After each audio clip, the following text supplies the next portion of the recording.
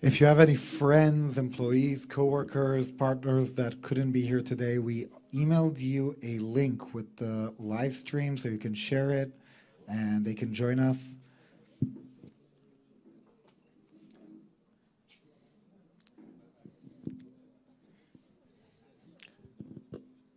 Can I just have a little less volume on the mic because I'm hearing a bit of a feedback?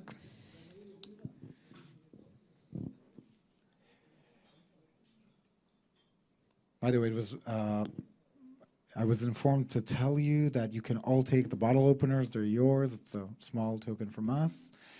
And welcome to the 8fig offices. I'm super excited. We have a special guest all the way from the United States, Iran. And yeah, give her a round of applause.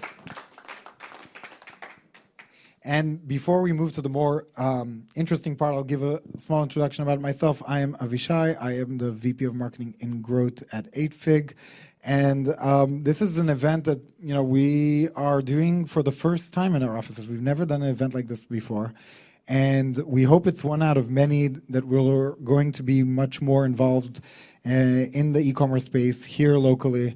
For those of you who don't know, we have an HQ in Austin where we have most of our activity with U.S. sellers or sellers that are selling towards the U.S. So we're really excited about the opportunity to get more involved here locally. And before we start with this Q&A panel where we're going to be asking our panel questions that are really interesting, we really nitpicked the questions from the audience. Some people have emailed us really great questions, so thank you for that, for those in the audience. Obviously going to keep it anonymous because some questions some people requested anonymously. And I'm going to let them introduce themselves one after the other, and we'll start with Liran. Okay. Well, first I want to say thank you to 8fig for hosting and putting together this great event. A little bit about myself. I've been in the Amazon space since 2014, launching my own brand, selling 2 brands that I built up to 7 figures plus. And along the year started sort of accidentally helping sellers, eventually starting an agency. And today I run Incrementum Digital, so that's the ID that you see on the hats. And we work with 200 plus brands. We have 90 plus people on our team, mostly helping brands with scaling their business with Amazon advertising, DSP, listing optimization. We're doing some other interesting things, influencer marketing, Google Ads to Amazon, but majority of our business is advertising. And then 2 years ago, 8fig actually approached me before there was even a name 8fig, and told me about what they were doing and asked me if I wanted to get involved in like an advisorship relationship.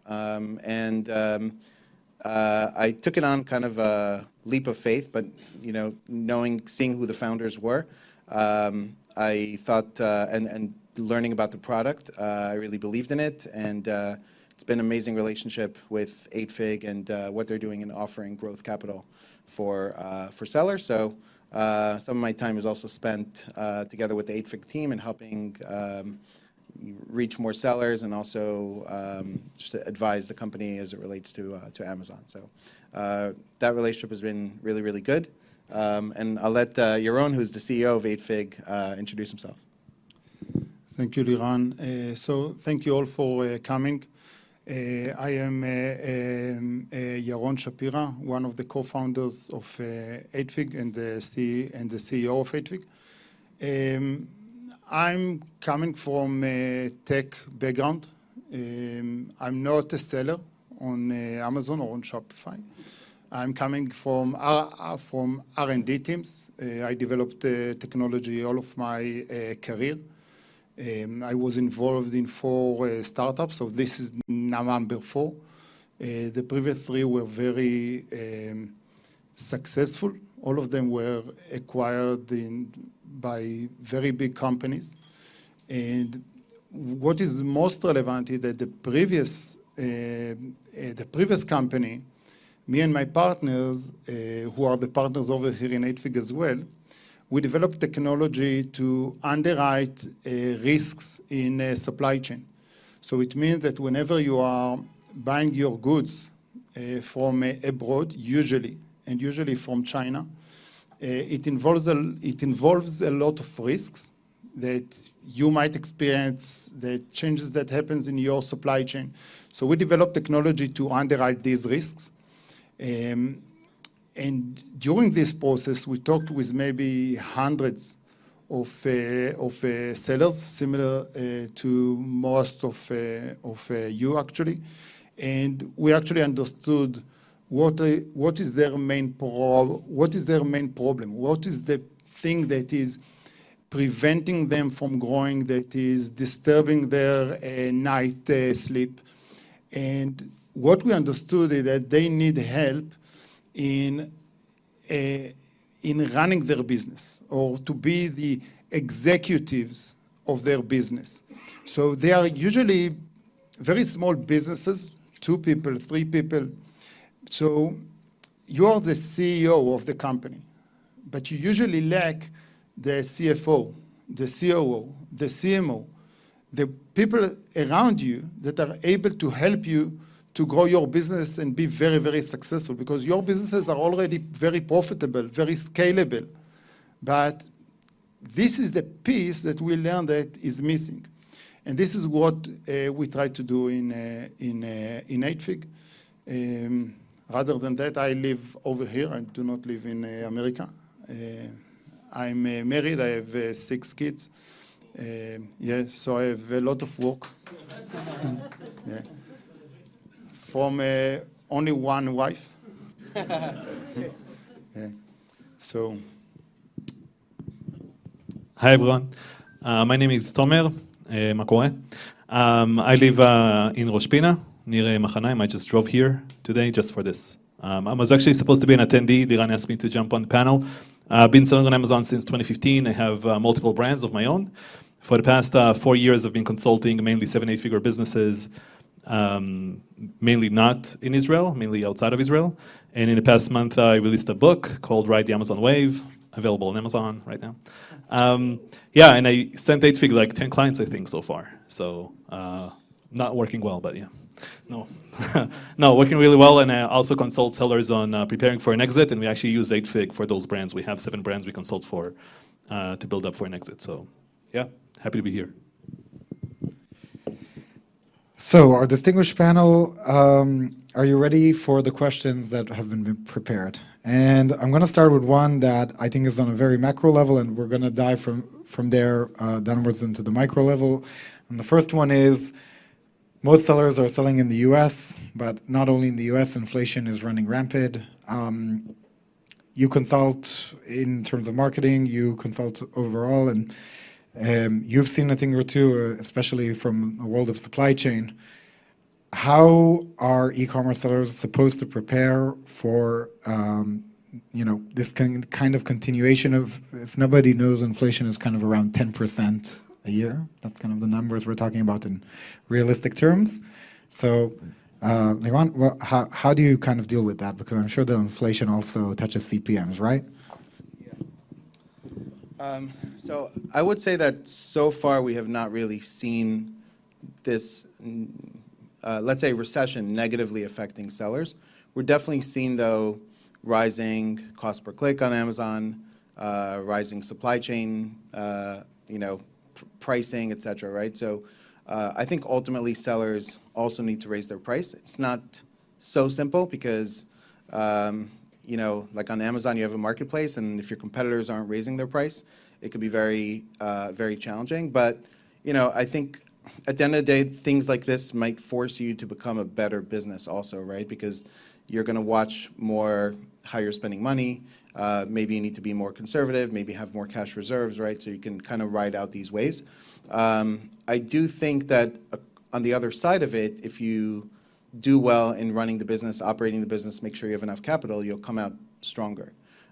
Because, whenever you have these market changes and turbulence, not everybody makes it out, 1. And 2, not as many new sellers may come in, right, to compete in your category. So those are all positive. But so far, I would say, haven't really seen it impact Amazon sellers. Also, Amazon sellers are not selling, let's say, luxury items for the most part, right? You're selling $20 to $50 items a lot of the time, or $100 items.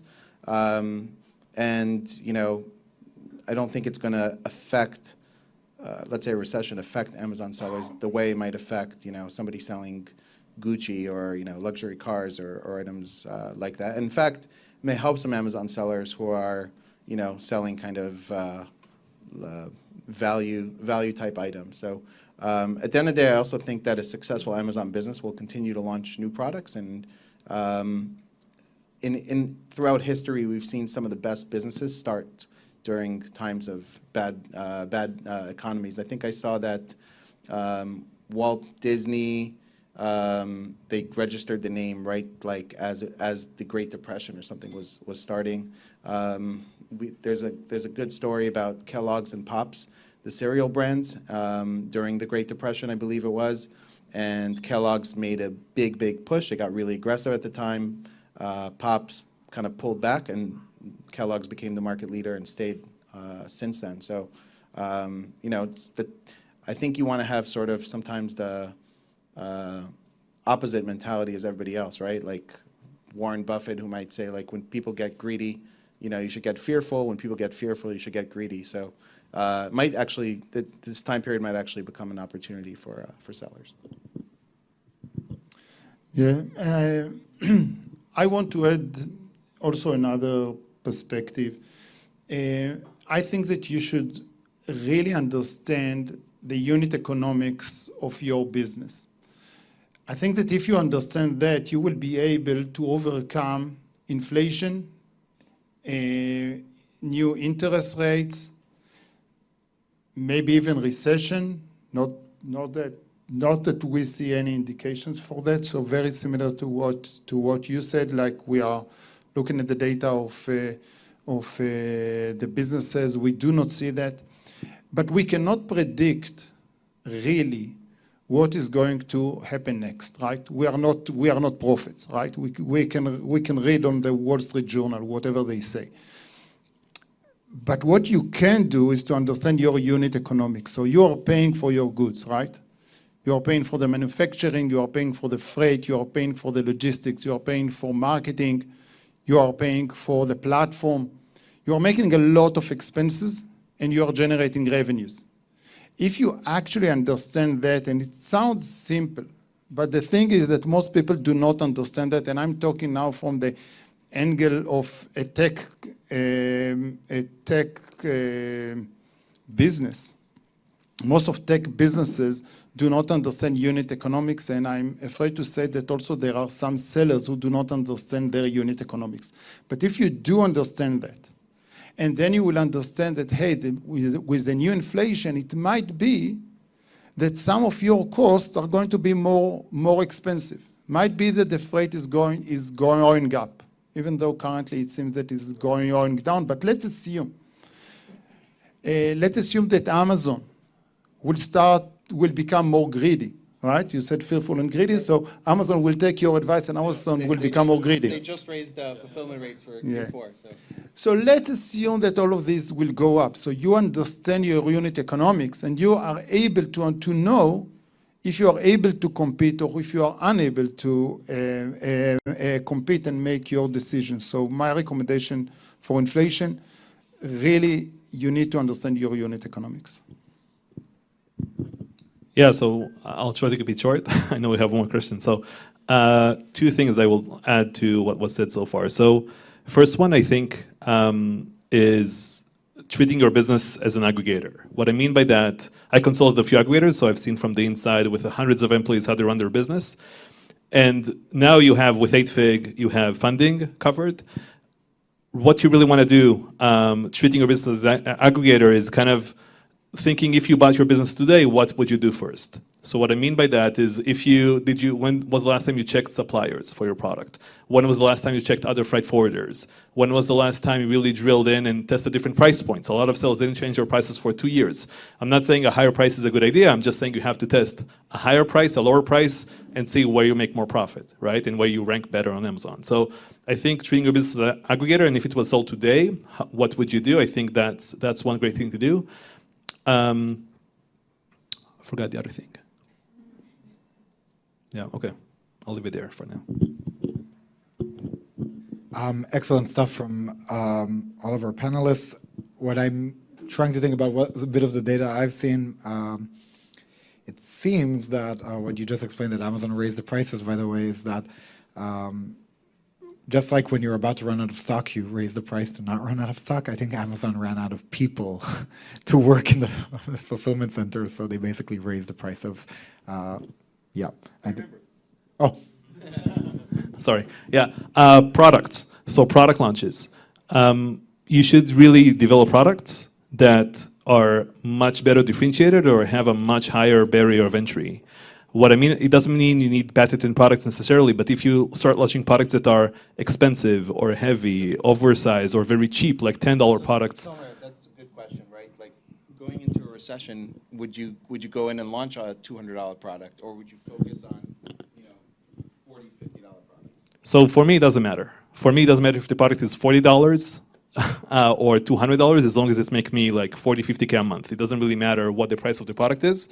Right. It really doesn't. Like it just depends on what the product is. You wouldn't shy away from $200 products? I wouldn't shy away from that. It just depends on what the product is and if it has barriers of entry. Obviously, a high price helps with that, but also let's say we sold thermometers during COVID for $12, shipped from Taiwan to the US, and we made a lot of money selling $12 products. So I think it just depends on the product that you sell on Amazon. And if it has those, like in the past, you were taught to launch products between $15 to $60, small, light, easy to source, and then you have 1,000 copycats before you launch a product on Amazon.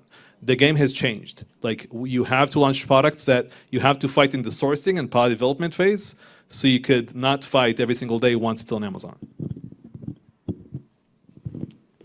Excellent answers, and yeah, just to kind of emphasize what you guys are saying about, we're not seeing a recession. I won't disclose who said to me that today is one of his best-selling days in the stores, one of the e-commerce sellers here in the audience. So I guess the proof is in the pudding. A question that is a bit kind of, going from 50,000 feet down to 10,000 feet, and I guess this is a question that will be very interesting for the Amazon sellers here right now, is that how did the Amazon score change in 2022? And probably it's more of a question for you working on the platform. And I'll actually start with you. What has changed with the Amazon score for sellers in 2022? How is it rating the sellers? Is it different from 2021? Is it going to be different next year? What do you mean by score? The question was like the quality score? The quality score. Quality score on the listing? Like ranking or what? Yeah, I'm not, I don't know, I didn't fully, what's that? Or a front star? The front star. Storefront? Well, yeah. Storefront. Quality score, right? Quality score is something people use sometimes when they talk about ads. Maybe they have a quality score, but I didn't. Maybe they're talking about the Amazon algorithm, but I wasn't fully clear on the question. Just a new thing called quality score, where it judges you and gives you a score between 0 and 100 or something. Who, Amazon? Yeah, like in the last few days. They introduced an account health score. They introduced an account health score. No, I think the question was related to the algorithm, but I think we should skip that one. It's a complex question. Okay. Well, a question that probably will be much more familiar and easier to kind of understand is Roth on Amazon. What do you think, and this is obviously there's no wrong answers here, what do you think is the number one contributor to a better Roth performance? I mean, so I would say number one is conversion rate, for sure.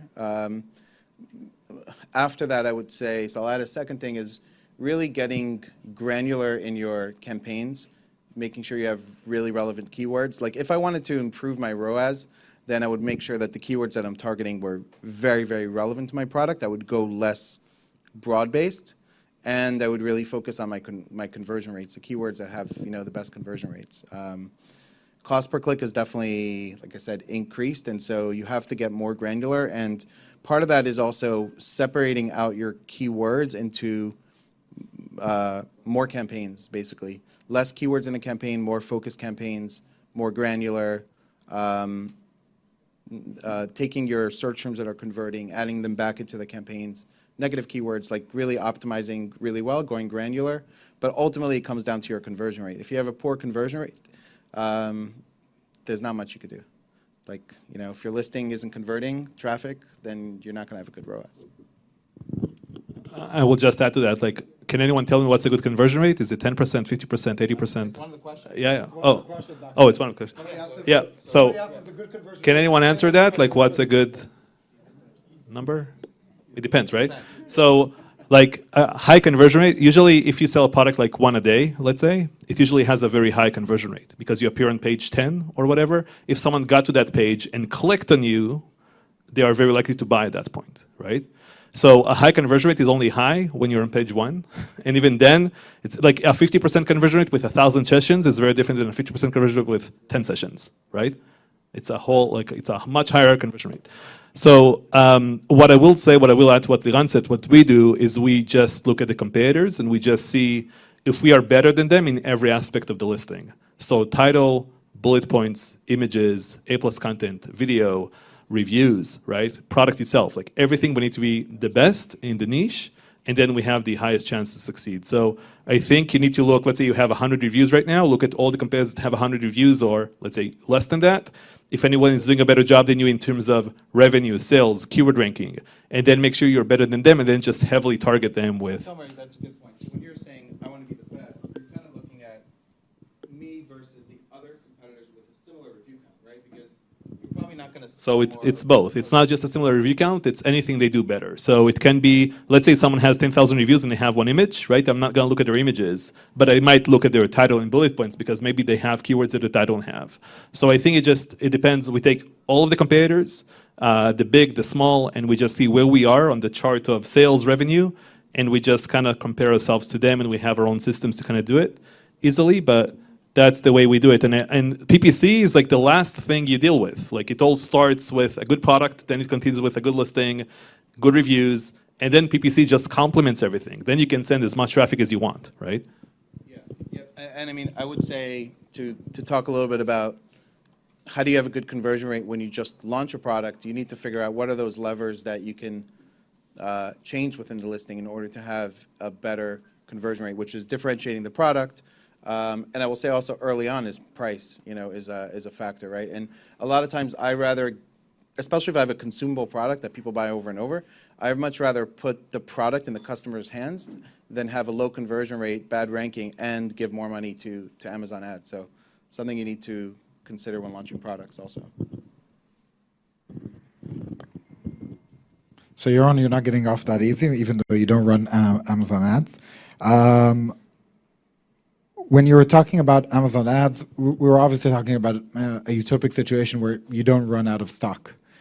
When you do start running out of stock and you're running ads, what do you usually do? You either increase the price or you stop running the ads. Correct me if I'm wrong. Yeah, there's different philosophies there. Well, the different philosophies are, like, it is also good to, I wouldn't completely like kill your sales because it's going to hurt you in the algorithm. So it's better to run out of stock with a good BSR than to run out of stock with a poor BSR, because when you come back into stock, you're in a better situation. So it's kind of a balance, you know, in terms of how much you pull back. I wouldn't completely pull back either. But what's the question for Yaron?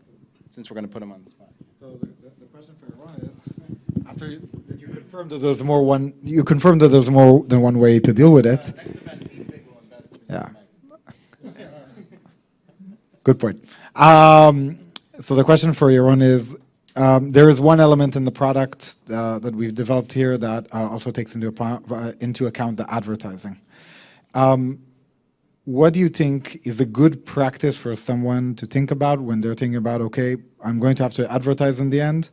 What is the good practice in terms of supply chain management? How should they build their kind of inventory management in terms of timing and structure? So the best thing to do, if you are able to do that, is to try to run in as short cycles as you can. So let's say that you are initiating a new order from your manufacturer and it's take them 2 months to produce the goods, and then another month to send you the goods. We see some sellers that are building because it takes so much time that they are just buying in bulks.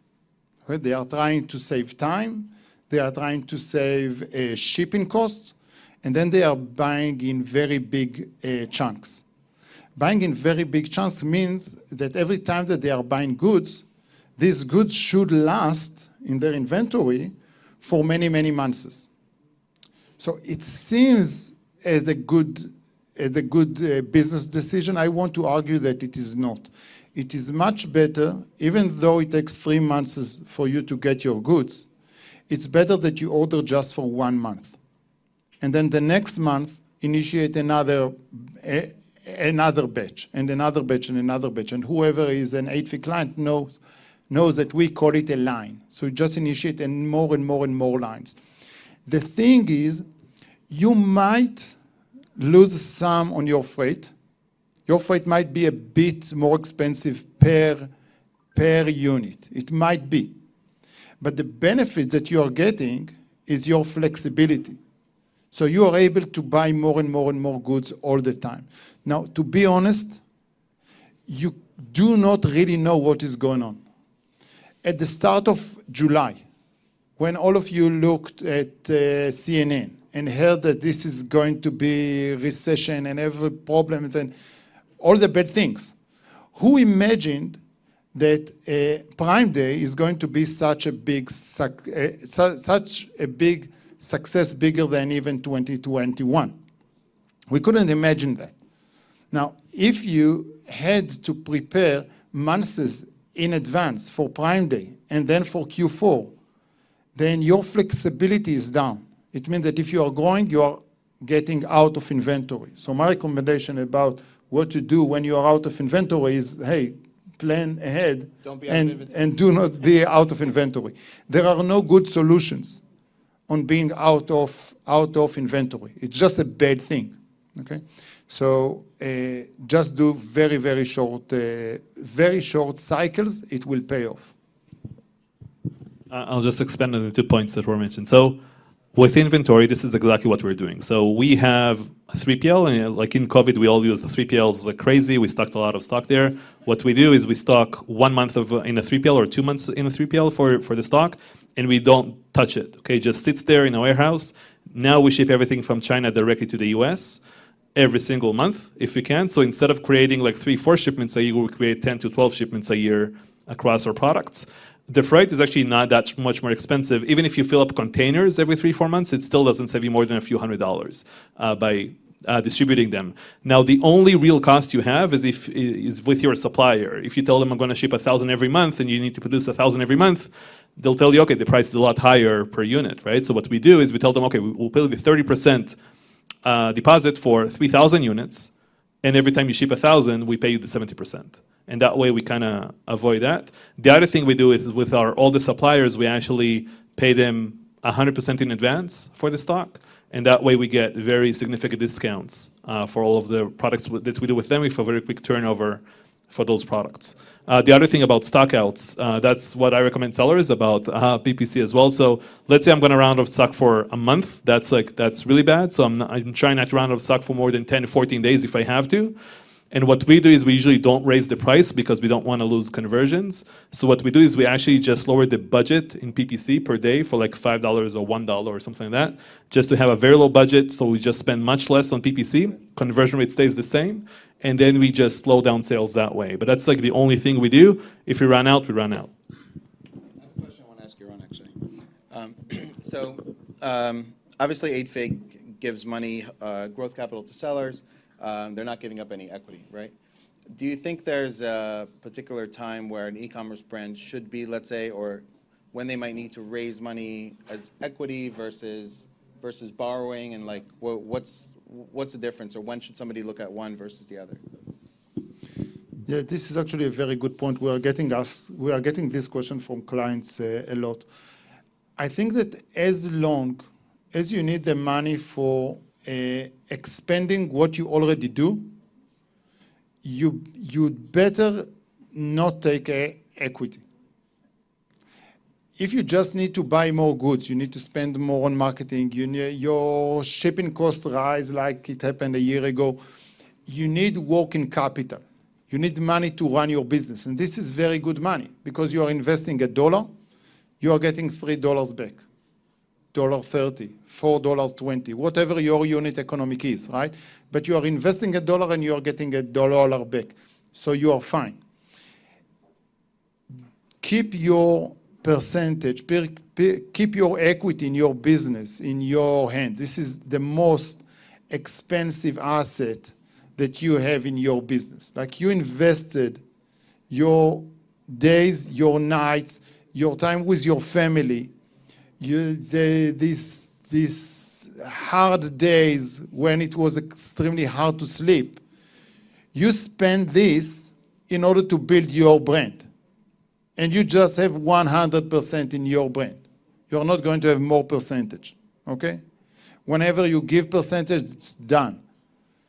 You do not want to give percentage for working capital. You want to give percentage if someone is helping you to grow your business to things that you cannot do by yourself. Let's say that you are becoming really big and you need to build your own warehouse.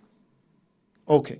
You cannot do it out of working capital. You need someone to invest money. You need to invest the money into the warehouse. Okay, I get it. Okay, but not for working capital.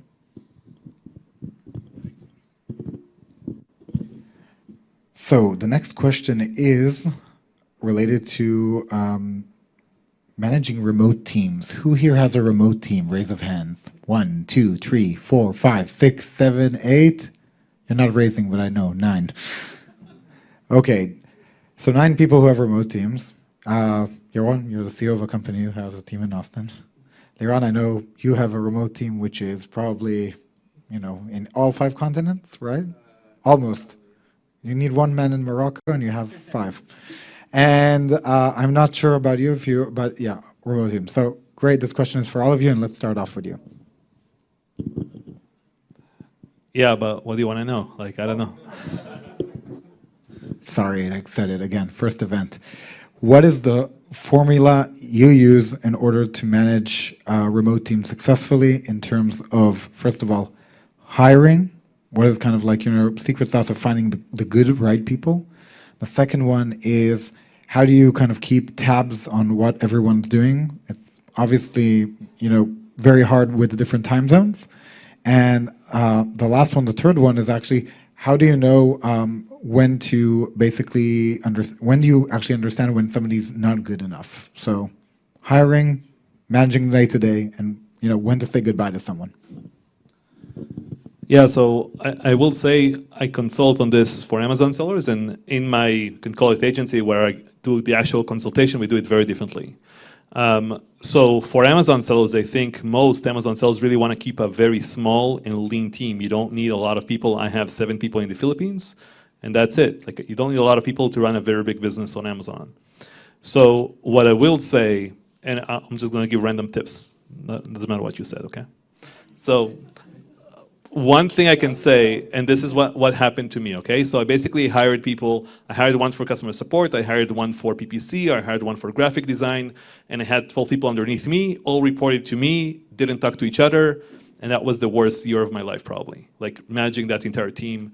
I fired everyone and started again, and what I did the second time around was actually hire managers instead. So I think that the first and second people you hire are the most critical for the success of your business.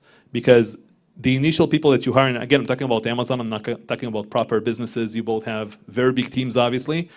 Amazon sellers want the freedom that comes with the business. And to have that freedom to be able to remove yourself, you want to have a small team and have that freedom. So that first person that I did the second time around basically started with customer service, customer support, product research, talked to photographers, designers, copywriters, and did all of the creative work in the business. And then I grew her up to become a manager. And then she hired people underneath her. Then I did the same thing on the analytics side of things, like the inventory PPC. Grew that person up to become a manager. I taught those 2 people, they taught the other 5. And we outsourced everything to experts. So the people that I hired personally are people that are very low level in terms of experience. I taught them everything myself.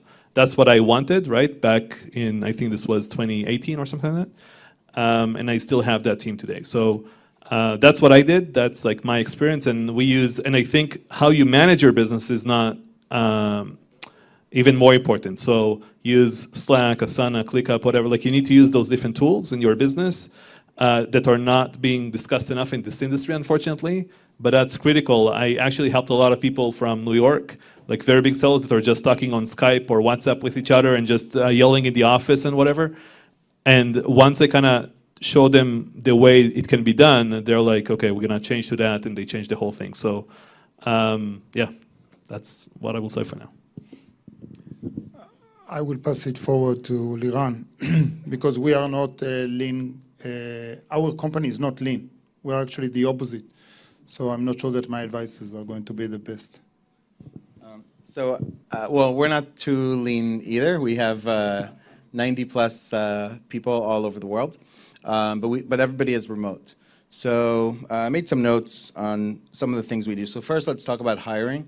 I think you want to be able to vet really, really well. So one of the things we did was, so initially when I started hiring, people applied through various places, Indeed, LinkedIn, different places.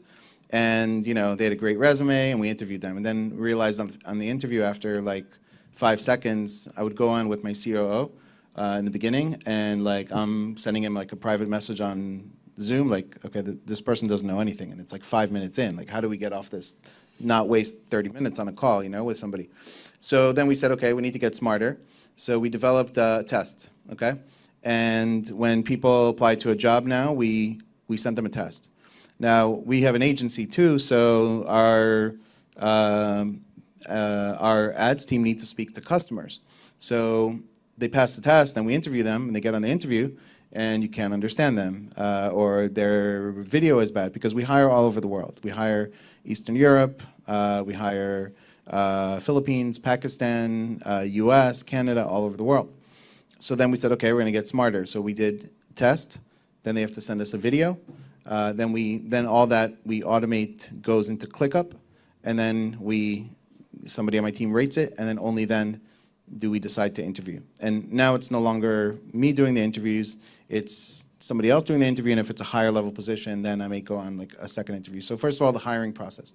Second, I would say one mistake we've made over time is seeing red flags early and thinking, okay, let's give it a chance, let's see if it's improving.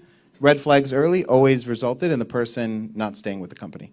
So if you see problems early, do yourself and the person a favor and let them go early and not make your life and their life miserable for too long. Also, I would say that like there's a quote I read that it's not like the D players, like the really bad people that will take a company down. It's the average players, because A players don't really want to work with, B and C players. So again, something you want to do is try to either coach the B players up or coach them out, right? One way or another. You shouldn't have B and C players in your company because the A players don't want to work with them. I will say also we focus a lot on our culture and values as a company. So we created, so we hired an EOS. Is that anyone familiar with EOS? It's called the Entrepreneurial Operating System. I'm not sure if it's traction, how popular it is in Israel, but it's kind of a operating system for how to run like any business. We hired a coach at the beginning of this year to help us implement that, and they helped us come up with company values. One of the things we came up with, like an internal value, is something we call TAG, which is how we rate our team, how we ask our managers to rate their team, and it's allowed us to come up with something on how we look at our team. So TAG stands for the things that we value, which is T is team first. So we are a team first company. Ahead of the customer, we'll put our team first. Ability to execute is A. And so as a company, we're team first. We want our team to also be team first. ability to execute is A, and G is growth oriented, right? So we want people in a company who are listening to podcasts and they want to grow, especially in the Amazon space, right? It's changing. They want to grow personally. They want to grow professionally. We don't really want somebody who wants to be in the same role for 10 years because they're not really motivated. So when we rate our team, we will give somebody either a plus, a minus, or a plus minus in any of these areas. Usually if there are 2 minuses out of the 3, then it's not going to be a good fit. And that's how we also measure the team. I think having a good growth path for people on your team is important. We also do culture parties like every 3 months. We have fun, even remote. Actually in my company we have a Slack Catan channel. So there's like 6 or 7 of us who play Slack every day for like an hour at the end of the day. But we just, we also have fun and we put an emphasis on winning and succeeding. I would say we also share, in the beginning when I launched a company, I was kind of afraid, probably a lot of people have this, to really share like the company numbers with the team, right? Because like, hey, if this VA in the Philippines finds out like how well we're doing, they're gonna ask for more money, right? But I think that's just a limiting belief, and I think once we started sharing more of our success and growth with the team, the people on your team are going to feel better about being on your team, and they're going to see that there's opportunities. So I think it's important to share those things, and definitely using systems. So we use ClickUp, we use Slack, but we've changed along the way. Like we used to rely on Slack a lot more, and then DMing people on Slack just became too much. And we said, okay, we have to move everything to ClickUp, where it's much easier to manage things. So having the right systems in place. I would say I hired more top-down, so I hired those really good managers first, and then I really rely on them I don't micromanage, I really rely on them. We have an unlimited time off policy. If somebody wants to take off 3 weeks, we have somebody now off 3 weeks. It's fine. As long as somebody on your team, your manager says it's okay, they can cover for you, take it, right? So we also make people feel like they work at a place that they're, that they're valued. So that's some of my tips. I will just add one last thing that I heard recently on a quote, that your customer experience is only as good as your employee experience. So I think like you have to put the team first. Like that's the number one thing. I know that physical products, we don't really see the customers, we don't really feel them as much, but it's really critical to keep your team happy.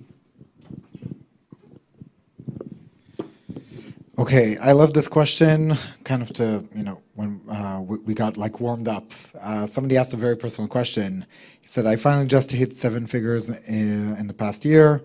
I'm looking ahead and struggling to understand what will it take me to reach the next level. What are your tips for moving out of the garage mode?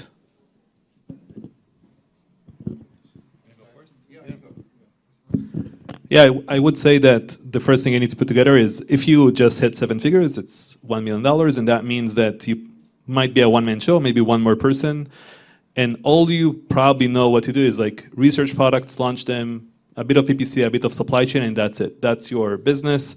If you keep doing that, launching product after product, it's going to collapse on top of you. So at the same time you do your product launches, you have to grow your team and your systems all at the same time. And then you can really grow and obviously use 8Fig. Good point. Okay, fine. Use 8Fig too. I want to get some points too. So yeah, I mean, I would say that I like to think of going from 7 to 8 figures. Like if you're watching, we'll say here for the example, you're watching a soccer game, right? And they show the owner of the team. And where's the owner? Is he down on the field, like telling people what to do? No, he's sitting on top in like a box, right, with like food, and he's sitting from the top view, right? And no? You're talking about American football. We only know soccer. So Yes, well, yes. He's on the pitch. The owner? The owner's on the field? He's not on the top and just viewing. Okay, so the coach in America is on the field, but the owner is, sitting back relaxing. And you kind of want to envision yourself like, can you get to the point where you're sitting in the owner's box, right? And then you have your team, running the business. And can you be away from the business for 2-3 weeks and like the business still running, right? And you want to get to that point. The only way you get to that point is to what Tomer said, is building systems and hiring people who are smarter than you in the areas that you need, right? So I have an amazing COO in my company. He's amazing at building systems. I suck at building systems. So that, to me, if you're really good at systems, you want to hire somebody who complements those skills, maybe who has a really good vision for the brand or the products that you're going to build out. If you're really good for the vision of the products and you're like an inventor type, then you want to have the other person in the business that's really good at building systems and operations and, you know, building the team. And you have to go out of the doing everything in your business mode. You have to be willing to give up control, and you have to be willing to allow people to make mistakes, knowing they're going to make a mistake, and then working with them through it and being okay with it, you know? Now, one of the things my partner and I do in our business is, instead of, somebody will ask us, and there was a great post on LinkedIn recently from the founder of Basecamp. And he said, and it was about the whole thing about he's trying to stay out of it, right? Everybody asks him his opinion on this and on this and on this, and he can just give his opinion, right? But he's not really elevating his team. If you want to elevate your team, and somebody asks me on my team, Liran, what do you think? Should we do this? I'm like, I don't know. What do you think, right? Like, get your people to take action, to make decisions, to elevate them, and stay out of the stuff that, whether they do it or not, it's not going to matter all that much, and like, build up your team. And use 8fig. And use 8fig.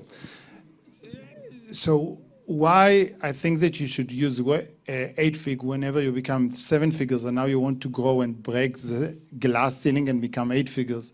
I think that the thing that you are going to hit is the complexity. Up to becoming 7 figures, you run your business, which you usually, give or take, remote teams or not, you are running it by yourself with your partners, but I don't know, you're 2-3 people, this is it.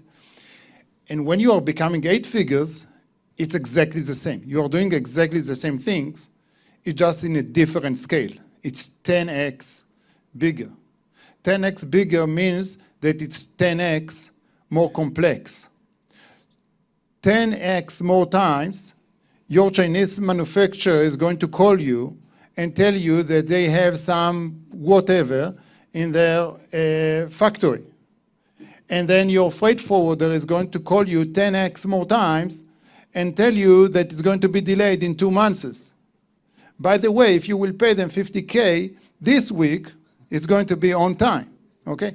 And all of these things that now happens to you, to some of you, because some of you are already quite big, it happens to you once every quarter, are going to happen to you 10x more times, which means 3 times a month. So the complexity is going to be just much, much bigger. Complexity means that you may need to be very agile. So we talked earlier about the fact that you need much shorter cycles because it helps you be very, very agile and react. But what it means that even if you did the best planning that you could do, you need all the time to track your execution and to make changes. You need to adjust the plan to the reality. Now it's super simple because this is what you already do. Intuitively, you already do it. But when you break the 7 figures glass ceiling, the thing that you are doing intuitively, and you are doing them probably quite good, are going to become too complex. And this is when you need systems. So 8fig, when you said good recommendation to use 8fig, 8fig is helping you to be this CFO, the one who is going to track the execution of your plan, show you, hey, your plan is better than reality, or your plan is worse than reality. And all the things you need to do, you just need to adjust. This is what your CFO would have recommended you. This is what 8fig is going to recommend you as well. I just want to say one more thing about this because I think, this is my own opinion, right? I don't know, but I think most sellers don't want to get from 7 figures to 8 figures. Maybe they think they want that, but they don't really, because it takes a whole different management, skill set. It's a completely different thing to go from 7 to 8 figures. I think we're all here to make that life-changing exit. And for each one, it's different. It might be 3 million for the one and 10 million for the other. But mostly, if you do like a $5 million exit, it's gonna be, you're gonna live comfortably if it was $50 million, you know, for most people, I will say. So I will just say, like, I'll just talk about myself, right? I don't like, so I take my kids to kindergarten. I work from 8 a.m. until 3:30 p.m. I'm with my kids the entire afternoon and my wife until like 9 p.m. I tell them a story, they go to bed. 9 p.m. until 11, I do consultation 2-3 times a week until 11 p.m. and I'm done. So that took a long time to figure out, to work backwards on how to get that lifestyle that I wanted with teams in place to support everything I do. And I have 4 Amazon brands and I have consulting and I have my book that I read. And so I do, and I travel and I do whatever. And I'm asking sellers, a seller came up to me and said, look, I work 16 hours a day. I want to launch these 3 products next. I'm like, you need to launch 3 employees now. You don't need 3 more products. And he exited recently, very happy. So, I mean, I think that's what you need to do. You need to work backwards. And I tell sellers, if you want to take a week or 2 off with no laptop, what needs to happen? And they are shocked about the question, right? They don't answer the question. So I think that's what you need to think of, because if you finally exit and you burnt yourself out, you might be left with nothing on the other side of the exit. I would say one thing about sellers exiting. You know, I think a lot of sellers have exited too early. And also when you think about how much money, like a lot of sellers are young and exit, and the money you get after taxes and everything else is not necessarily life-changing money, and you need to do it again. And I feel like a lot of sellers exit too early because, for a number of reasons, but one is because they don't know what it takes to go from 7 to 8 figures.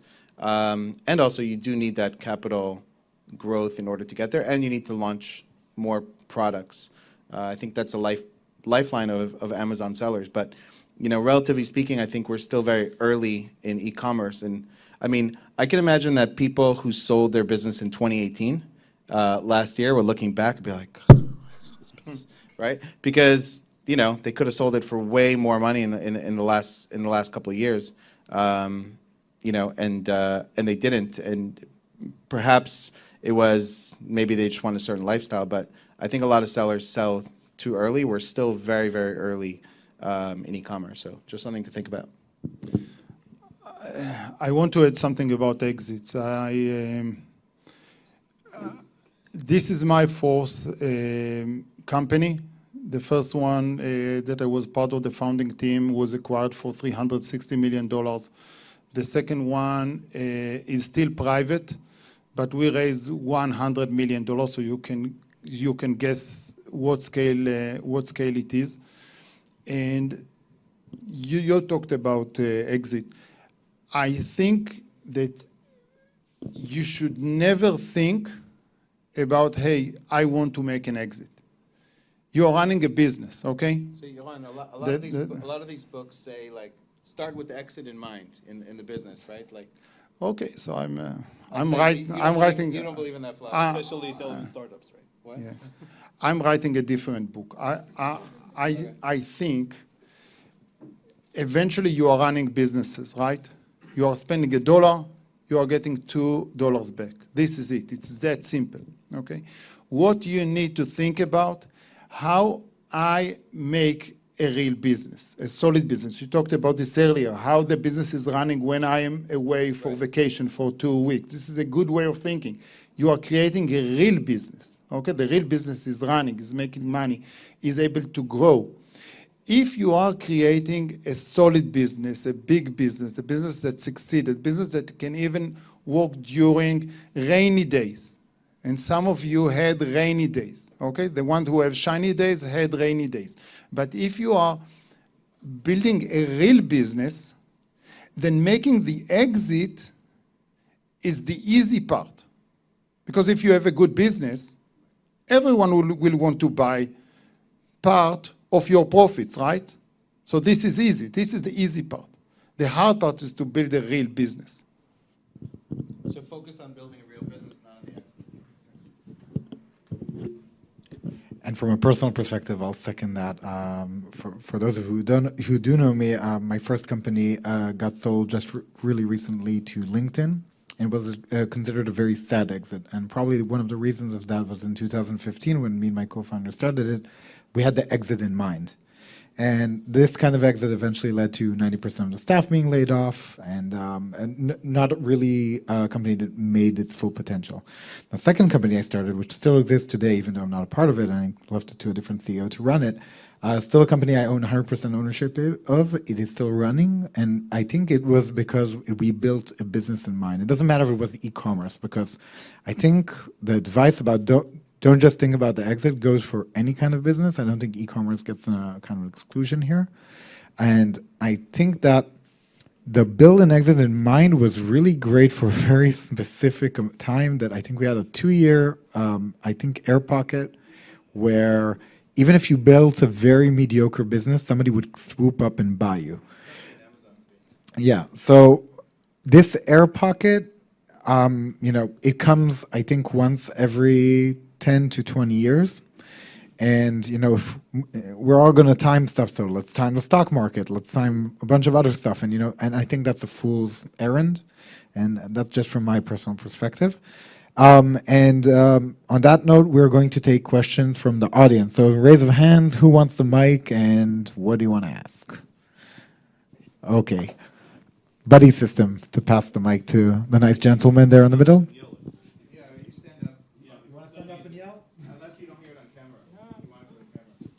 I'll repeat the question. Name first. Danny. Talk mostly about sellers who only sell on Amazon. What is your recommendation for brands who want to go inside Amazon? So they have like a Shopify presence, a 7-8 figure over, and they want to go inside Amazon. So what is your recommendation? Great question. So for anybody who didn't hear, Shopify brands, DTC, doing great, 7, maybe 8 figures of sales. Amazon is a whole different game. How do you kind of, penetrate Amazon coming from the outside? Yeah. So what I will say, and this is an unpopular opinion, but I think most products don't fit both Amazon and Shopify. Shopify is more about unique products, or you might have many different products in your store, and a lot of them don't really fit Amazon. In Amazon, there is a way to validate products. I can send you a 3-hour workshop for free on product selection that can show you how to measure the success of your products on Amazon. Happy to do that if you want, or take a look at your store and just help you out. But what's that? Yeah, sure. I can send you. Yeah, I'll send you whatever you want. So yeah. So anyway, that's one quick thing you can do, because I'm sure on Shopify there is a same thing, right? If I have an Amazon store and I want to validate that for Shopify, I can check Facebook ads, I can check what's working, what's trending, and if it's going to be successful on Shopify, I can kind of measure that. So you can do it the same way on Amazon. And that's what everyone here that sells on Amazon knows how to do as well. So it's not difficult to know. What I will say again is that most products don't fit both business models. And I personally think that if you are already, let's say, 8 figures, if it won't make more than 10% raise in like revenue and profit and whatever, it probably doesn't make a lot of sense to even go into Amazon if you plan on selling your business in the next 1-2 years. So my answer is not exactly the same, but similar in that, and I'll give you some experiences, but similar in that the first thing is your price point, number one, is very important. And on D2C, I know particularly people try to launch bundles or higher priced products because of the cost to drive traffic and convert, right? And on Amazon, it's a marketplace where you have a lot of competition, right? So for example, I saw a brand that did on their Shopify, everything was made in US, and their Amazon store was made in China, okay, for example. And that's how they're able to have success. But one thing I would look at is your price point. Can you compete on price point with Amazon, number one? Number two, those brands that are doing very well on Shopify oftentimes will already have branded searches happening on Amazon. If you have those branded searches on Amazon, I think it makes sense to be there, have a presence, and take advantage of those sales, because not all those people are just going to your Shopify and buying there, right? They're going to check the product on Amazon, they want to look at the reviews, and if it's not there, they may not be checking out. Now, one thing that might change that is, I don't know if you're aware, but something launched recently called Buy with Prime, which will allow you to put a page on your store or a button on your store on your Shopify store that says Buy with Prime, and Amazon Prime customers are able to click that, check out with Amazon Pay. The fulfillment comes from Amazon. Now that's always been, you could always do that. The difference is now they can get that 1 to 2 day shipping with Amazon Prime. Before it was like 3 to 5 days. So I think you can improve your conversions also on Shopify with that. Amazon, what's that? I can get it for you. But what? Yeah. Yes. Well, we can get it for you. We can get it for you. Well, it's not our Shopify is not our focus, but I have connections at Amazon to be able to get it for you. Or anybody here who wants to get on it, you can reach out to me. So that's one thing I would look at: branded searches, your price point. So I'll give you an example. I'll give you 2 examples. One, actually, it's a guy that one of the other founders of 8Fig referred to me. He has a brand called like Weekend, and it's like shorts. I don't know. Do you know the brand? He's like a former Olympian, okay? And he sells like these. You know him? Okay, so he came to me to talk about selling on Amazon. He sells basically like bathing suit shorts that have these like art that was developed or whatever, and they're like $80, $90, right? I was like, don't put it on Amazon. You're competing against like $20 Chinese products, and you don't have any branded searches on Amazon. It's not going to work, okay? Another brand was on Shark Tank called Mad Rabbit Tattoo. They came to us, and they had a tattoo cream that was like skincare, basically made your tattoos kind of shine more, right? $17 product. Products on Amazon are $15, $16. They already had 10,000 searches a month related to Mad Rabbit searches. We launched on Amazon the first month. One product did over 100,000. They ended up showing on Shark Tank over 300,000. Didn't take anything away from their D2C. They already had 100,000 plus Instagram. So it works. And it can work, right? So I think you really need to understand, your price point and your searches to see what makes sense, because Amazon is a very price-driven marketplace. However, if you have branded searches, people looking for your product, you could probably get away with, selling at a higher price point. Those people are going to come. So it's kind of how I see it.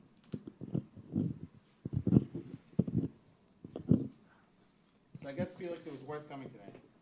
Oh yeah. Name and question? Hi, I'm Eli, and my question is on Amazon front end. You got your images, copywriting, title, bullets, A+ content.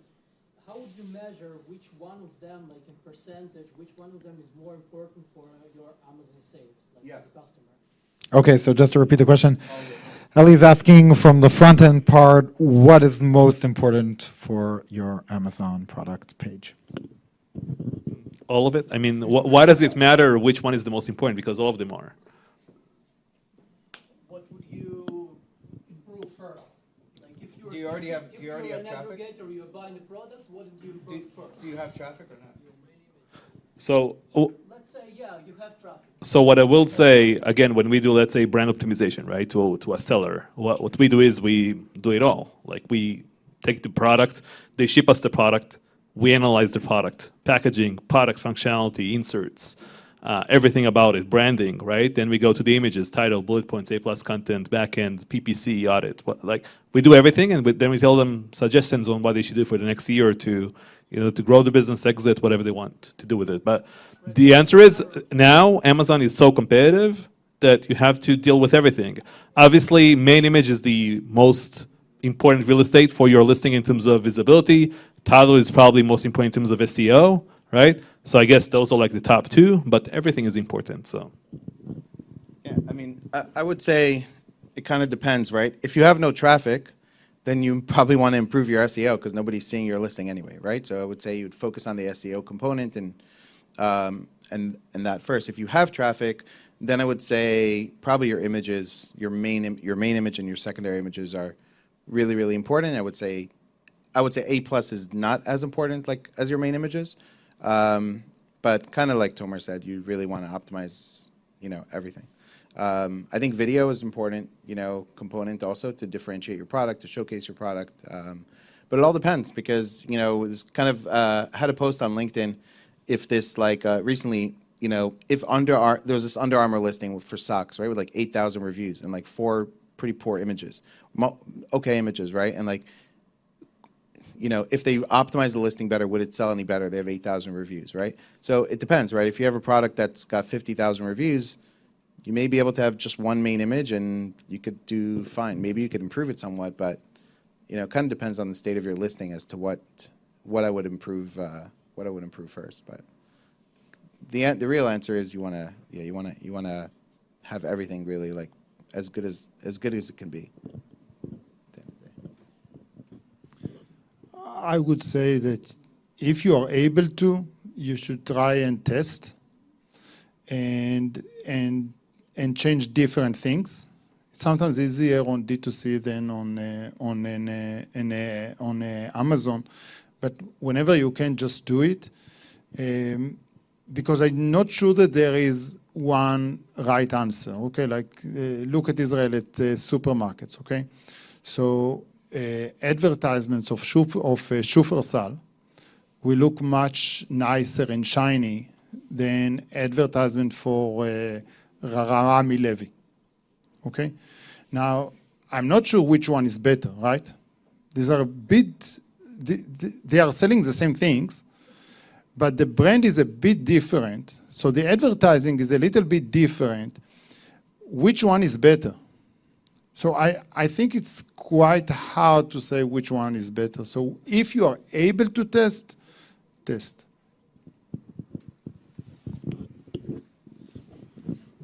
And I'll add something to that, coming from a background of creative. Try to find an image that's clickable, not necessarily very well put and, let's say, even sexy.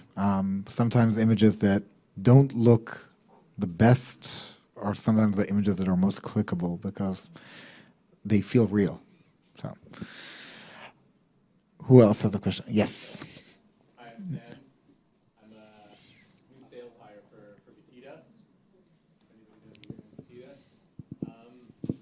And part of my job is actually to expand into other markets other than the U.S.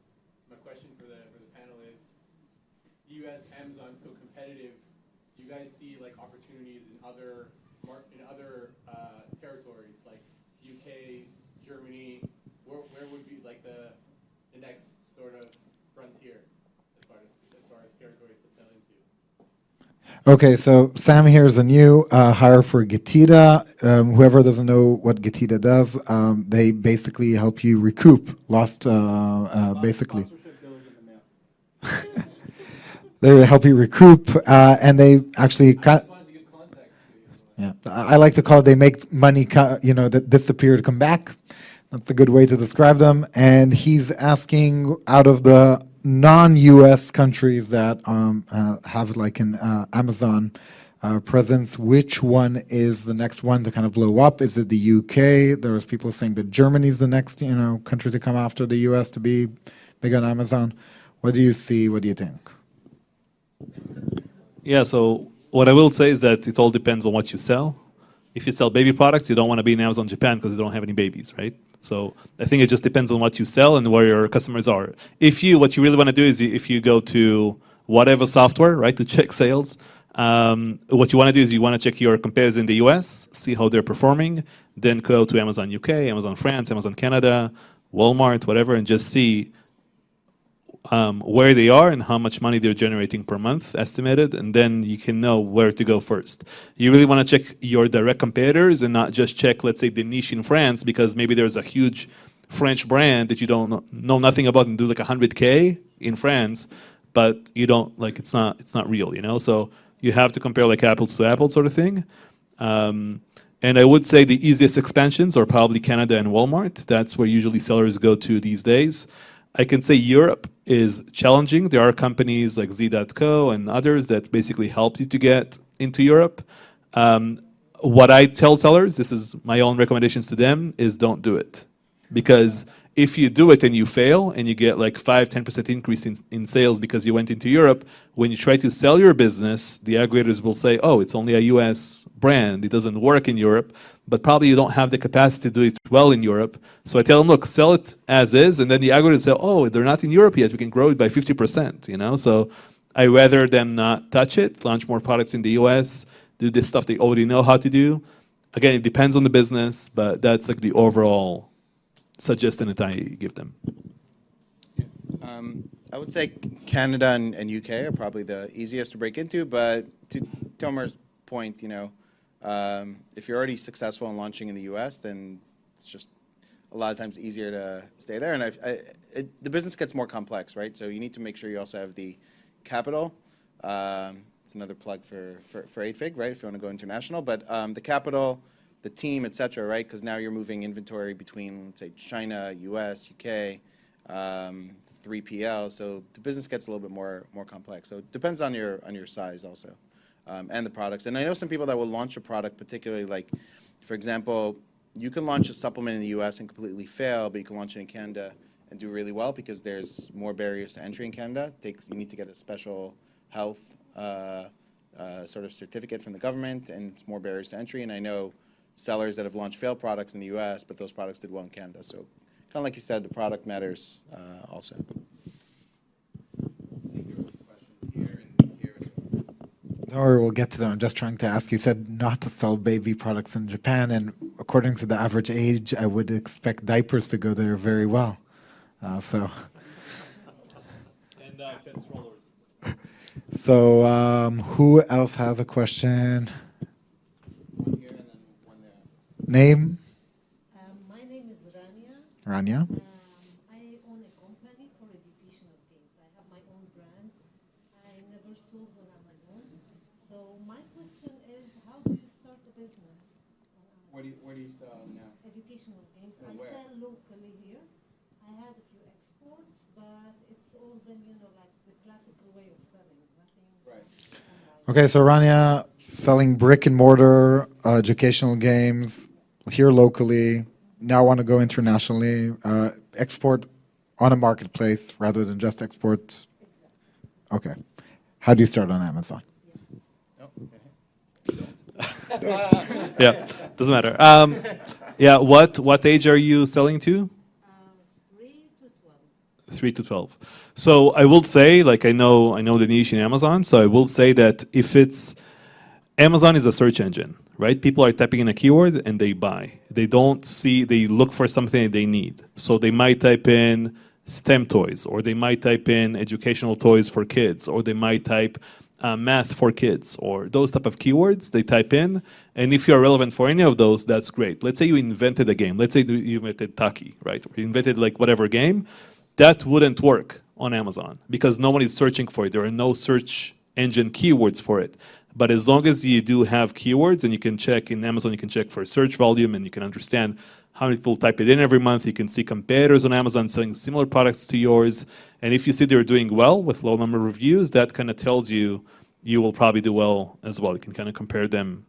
Yeah. So, are you trying to partner? No. Yeah. My answer would be that you need to really understand Amazon and the data around it. And if you don't, you either really need to invest time to learn it, or I would partner with somebody else who really knows it. Maybe you can wholesale the products to them, or partner with them on that part of the business. Will make your life a lot easier than trying to figure it out. Yeah, Niv sells some products in the kid space, so No. Yeah, but it's like me asking you how do I sell educational things in retail, right? And I'll ask you how do I get in, right? And then you'll think, oh, there is a whole thing, like it's an entire business you need to know. So it's kind of like that on Amazon these days. There is so much to know. So if you don't want to do it yourself, you can definitely partner up with someone. Yeah, I can get my book. Yeah, I have a book. Yeah. And then find someone to partner with. You had a question there, yes. Hi, my name is Shahar. I have a general question or sponsor display. You do A/B testing with the headlines and photos and like. Yes. Yeah, you do that. Yes.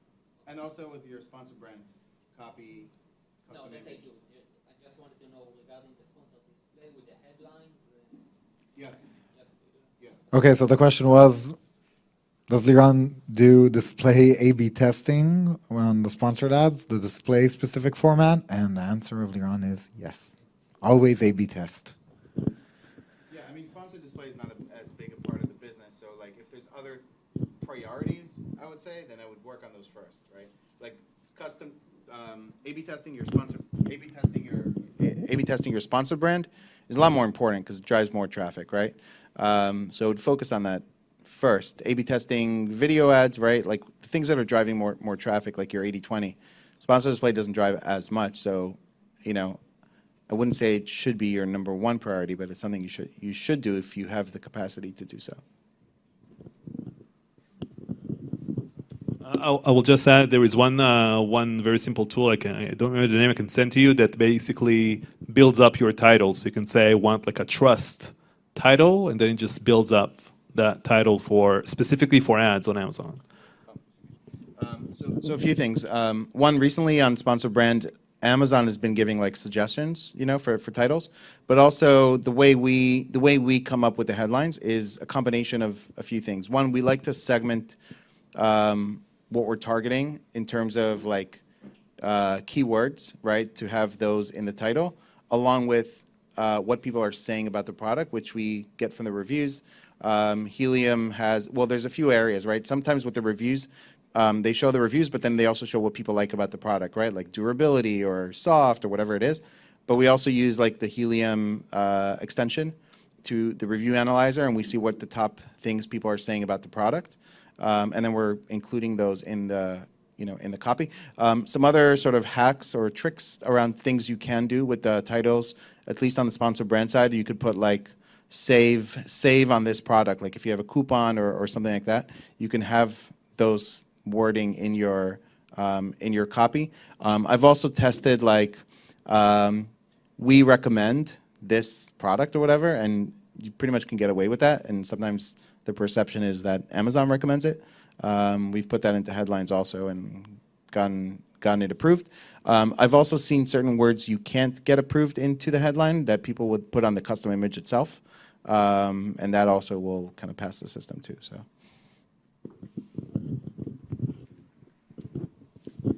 There was one more question, I think. Okay, no. I want to thank our distinguished panel for being so open and sharing, really things that are from your day-to-day and not all of us have access to. You can give them a round of applause,